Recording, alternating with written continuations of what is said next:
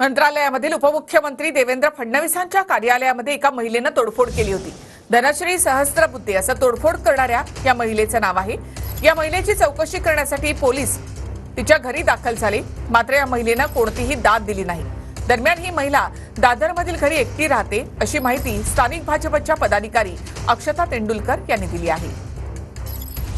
काल संध्याकाळी 6:30 वाजता अज्ञात महिलेनं फडणवीसांच्या कार्यालयामध्ये प्रवेश केला।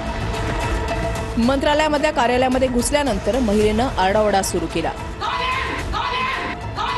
कर्मचाऱ्यांनी विचारपूस करेपर्यंत महिलेनं तिथल्या कुंड्यांची तोडफोड सुरू केली। महिलेनं दालनाबाहेर असलेली फडणवीसांच्या नावाची पाटी सुद्धा काढून फेकून दिली।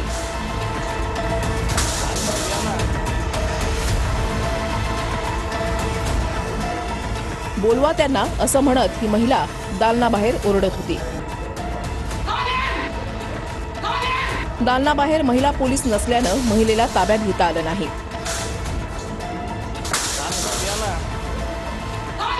अज्ञात महिलेविरोधात उपमुख्यमंत्री कार्यालयाकडून तक्रार दाखल करण्यात आली आहे।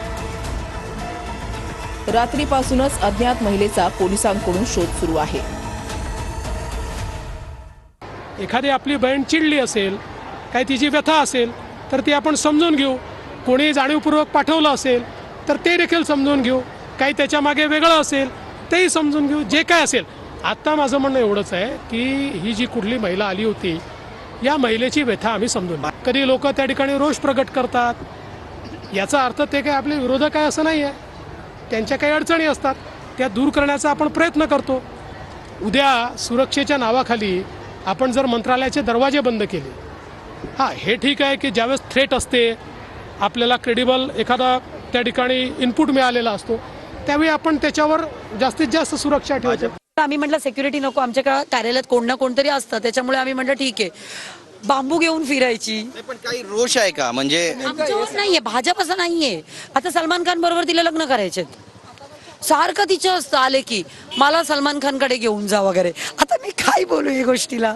मला वाटतं 1 वर्षापासून आमच्या कार्यालयात येत होती, अगोदर तरी चॉपर घेऊन आली तेव्हा लकीली दोघं युवा मोर्चा आमचे पदाधिकारी होते आणि ह्याच्या हातावर बघ अजूनही मार्क येते, ते हा मध्ये आला आणि खूप मोठा राडा झालेला। मग आम्ही FIR पण केलेले बघा। तर महिलेचे याआधी झालेल्या राड्यांचे काही व्हिडिओ देखील आता समोर आलेले आहेत आणि या महिलेविषयी तक्रारही दाखल करण्यात आली होती। दरम्यान या महिलेचे याआधी झालेल्या राड्यांचे काही व्हिडिओ जे आहेत ते समोर आलेत, आपण इथे पाहतोय। शेजाऱ्यांची, बिल्डिंग मधल्या लोकांशी देखील त्यांनी वाद घातल्याचं दिसतं।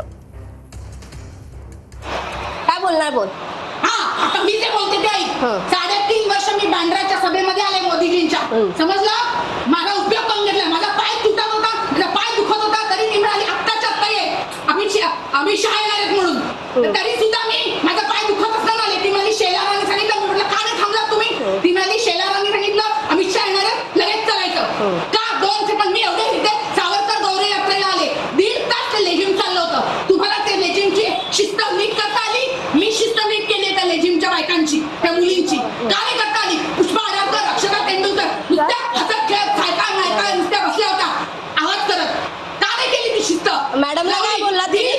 काय बोलला तुम्ही? पुष्पा आडावकरला ग्रुप मधून काढून टाकताना अलर्ट का नाही देता आला? आता त्यांना माहित का तुम्हाला काढणार ते? मी बरोबर बोलले, काय मारताय राईट? आधी काय बोलला? सॉरी म्हणणार नाही त्याच्याबद्दल। आता आधी काय बोलला? पाहिजे पण पद्धतीने तुम्हाला काम। आधी काय बोलला? मला जाऊन विचारतेस काय? आधी काय बोलला? पक्षासाठी सांग, पक्षासाठी काय केलं सांग, तू सांग पक्षासाठी। तुम्ही सांगा ना काय केलं ते आधी। मी सांगितलं, आता तू काय रेकॉर्ड करतेस का? कानाडीला रेकॉर्ड करतेस का? तर मराठीत बघा करणार ना मी, तुम्ही काही पण बोलणार तर कसं ऐकून घेणार? सदर महिलेवर मुंबई पोलीस दलामध्ये एक यापूर्वी गुन्हा दाखल झालेला आहे। त्या गुन्ह्यामध्ये जेव्हा माननीय न्यायालयापुढे पोलिसांतर्फे एक रिपोर्ट सुद्धा सादर केला होता की ही महिला, तिचं मानसिक संतुलन बिघडलेलं असून तिचा स्वतःसाठी आणि इतरांना सुद्धा ती धोका आहे। ती कशी आतमध्ये आली याबाबत जो जिथे लॅप्स झालेला आहे त्या संदर्भाने योग्य ती कारवाई जी आहे आमच्याकडून करण्यात येणार आहे।